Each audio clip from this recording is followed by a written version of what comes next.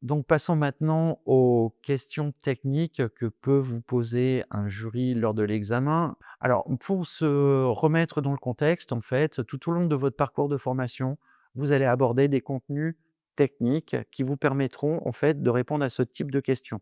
Vous vous souvenez, on en a parlé, dans les chapitres précédents et notamment je faisais mention de votre glossaire de vocabulaire. C'est ici en fait, que vous allez pouvoir vous préparer à répondre à ce questionnement parce que justement, ce glossaire va vous servir de base justement pour rassembler les informations et vous préparer à répondre à ces questions. L'idée, c'est, de ne pas, répondre à ces questions de manière entre guillemets «scolaire».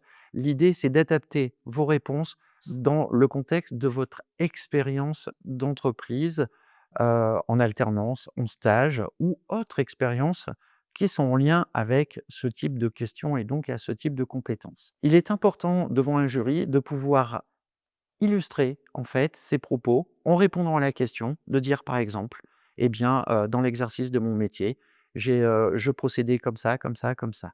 Voilà, vous avez une réponse qui est correctement faite et en plus qui est illustrée. Le jury peut donc se projeter au travers de votre réponse en se disant: «Il a réalisé cette mission, cette tâche et il est donc en capacité de répondre et d'argumenter une question». Alors prenez bien le temps de réfléchir à vos activités, aux activités de votre métier. C'est là où votre référentiel prend aussi son importance. C'est ce qui va vous permettre, aussi, de pouvoir, comprendre et d'exposer, en fait, une compétence au travers de votre réponse. Si vous êtes en début de formation, eh bien, organisez-vous, mettez en place justement votre glossaire pour que vous puissiez vous en servir, lors de la préparation à votre examen.